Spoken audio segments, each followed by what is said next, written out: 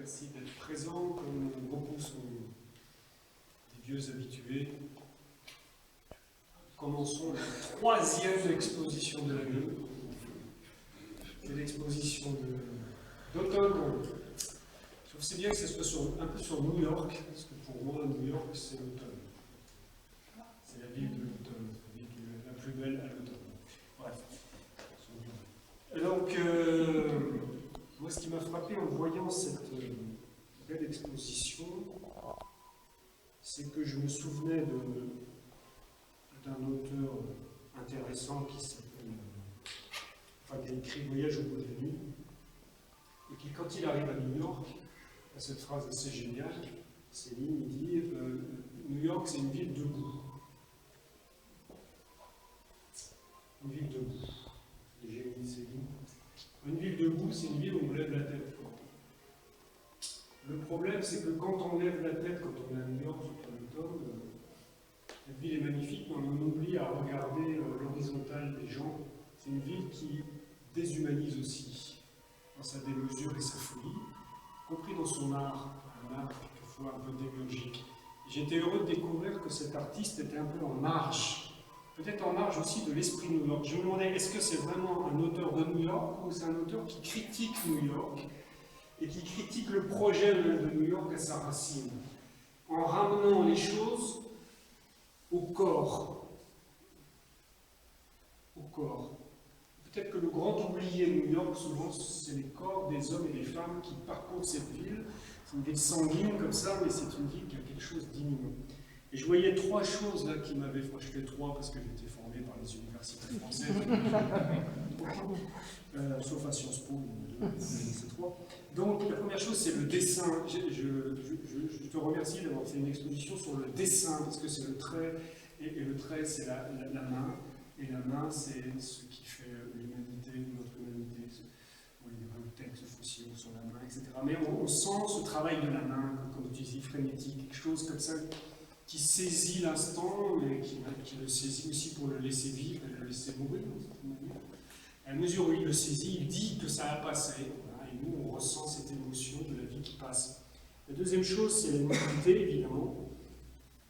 Il est bon qu'on revoie notre nudité, peut-être, loin de beaucoup d'artificialité. Et puis la dernière chose, c'est le chemin qui a fait que cette œuvre est venue jusqu'à nous. C'est quand même étonnant, qui passe par vous, deux.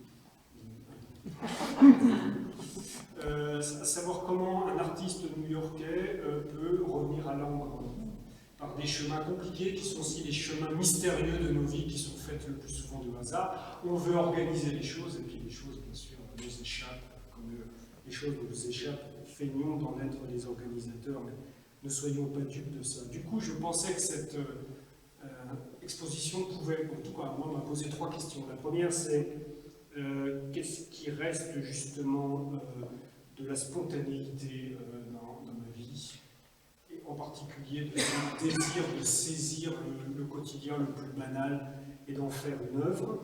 La deuxième chose, c'est est-ce que j'accepte cette nudité par-delà tous les artifices? Et la dernière chose, c'était qu'est-ce qui en moi ne veut pas mourir? Et c'est peut-être une question politique aussi, qu'est-ce qui dans notre société mérite de ne pas mourir? C'est peut-être une question qui nous est posée aujourd'hui dans ces ères écologiques, il va falloir faire des choix. Qu'est-ce qui, en nous, dans notre héritage, mérite de ne pas mourir? Alors, comme nous sommes à l'ombre de la cathédrale, et je termine, puisque cette œuvre d'un juif qui s'appelle Saül, le premier roi, cette œuvre est venue par nous, elle a ressuscité ici, aussi en partie. Elle est sortie du tombeau, ça rappelle une autre histoire. Je me disais, mais pour que cet autre juif vive sa passion et ressuscite, il a fallu deux êtres, dit l'Évangile. Il a fallu Simon de Cyrène et Joseph d'Arimathie, qui l'ont aidé à traverser cette épreuve. Alors je me dis qu'aujourd'hui, nous sommes heureux de saluer les deux, Simon de Cyrène et Joseph d'Arimathie de Saül, qui nous permettent de vivre cette rencontre avec un artiste qui peut parfois être complètement bouleversant. Merci à vous et bonne exposition. Merci.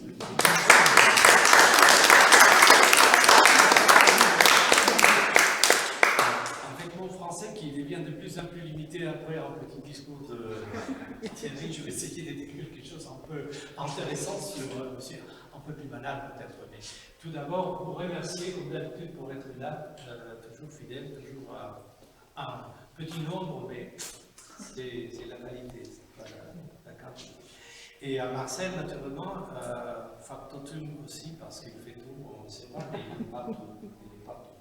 Moi, je suis les visages, le mort, les gestes, etc. Mais lui, bon, qu'est-ce qu'on peut dire sur M. Saul? Tout d'abord, encore te remercier pour tout ce que tu as dit, parce que ça exprime beaucoup mieux que tout ce que je pourrais dire, ce que je pense de Lichitsky.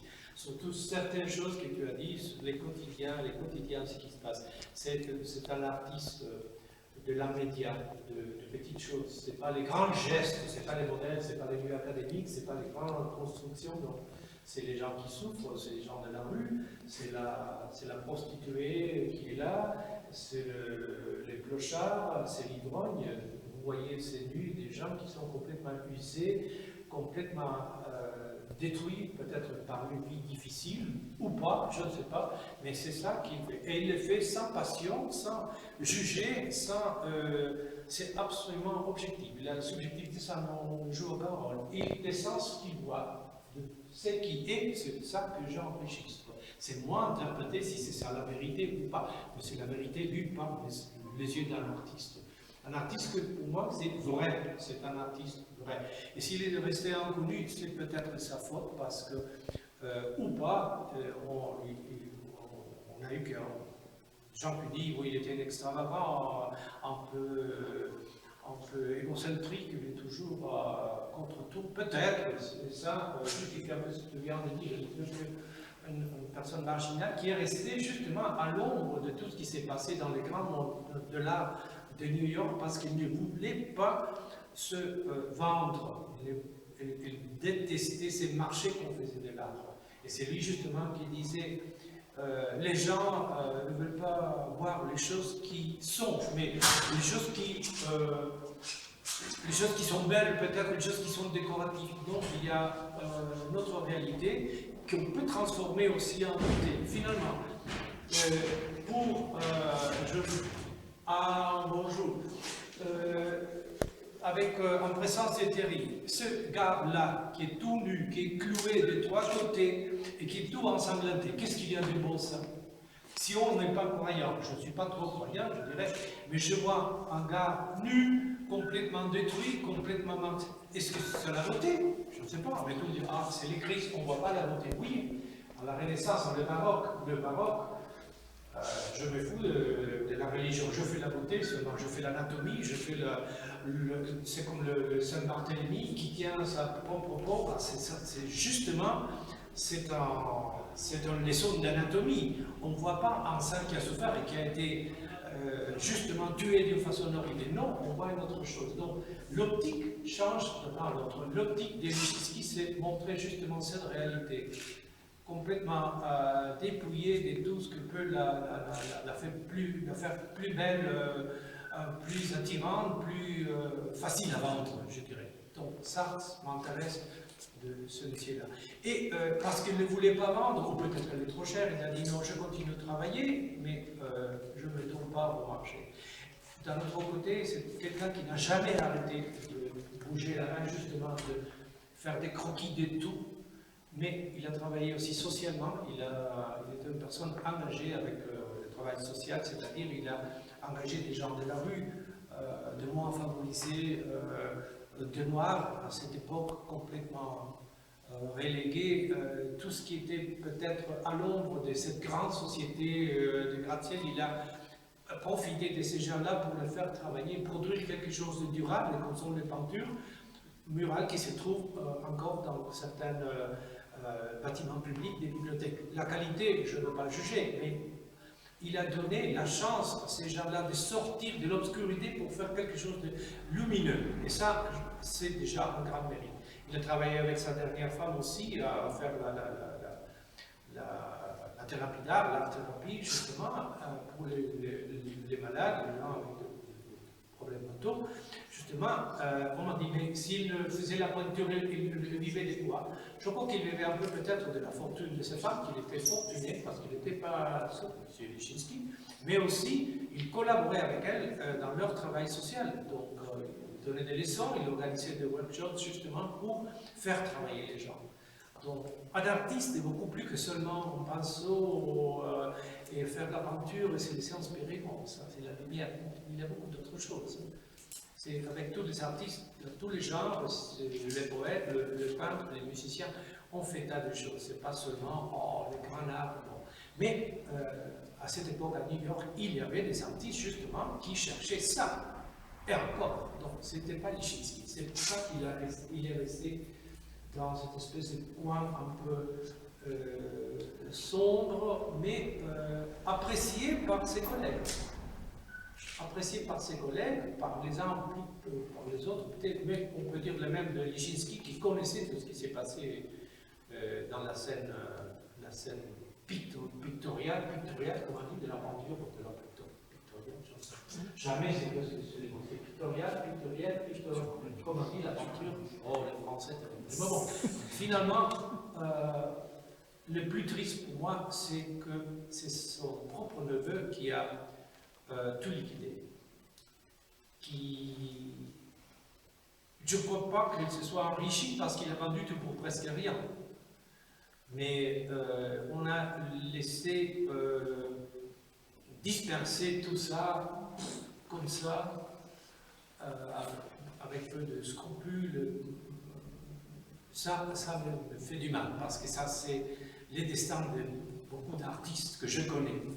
Ça, je peux appliquer à moi-même un jour, je ne sais pas ce qui se passera, mais c'est triste que un artiste qui a consacré sa vie à son art soit jeté par la fenêtre. C'est une expression que j'utilise souvent, jeté par la fenêtre. Paf, c'est fini, c'est mort, c'est oublié. Non, il n'est pas oublié. Et parce qu'il n'est pas, il va être pas oublié parce qu'il y a une autre exposition ici. Je ne sais pas si c'est la première exposition après la mort de Lichynski, mais c'est la première exposition hors les États-Unis. Ça, je le sais parce que personne ne connaît Lichynski. Il n'y a pas de Lichynski dans les musées, ni aux États-Unis, ni ici. Donc, c'est en France et à Langres qu'on fait cette exposition parce qu'on fait l'affaire et parce que c'est justement 100 ans de sa naissance et 10 ans de sa mort, donc on voulait dire joyeux anniversaire et j'espère que tu es dans un lieu où peut-être pas un peu mieux que où tu étais. Donc je vous remercie de votre patience. Comme d'habitude, on va passer à des choses un peu plus concrètes, un peu plus délicieuses que toutes les paroles que je peux gaspiller. Donc je vous dis merci, profitez, parcourez, donnez-nous quelques instants pour vous gâter et bon, on reviendra ici à la table. Merci. Merci à vous.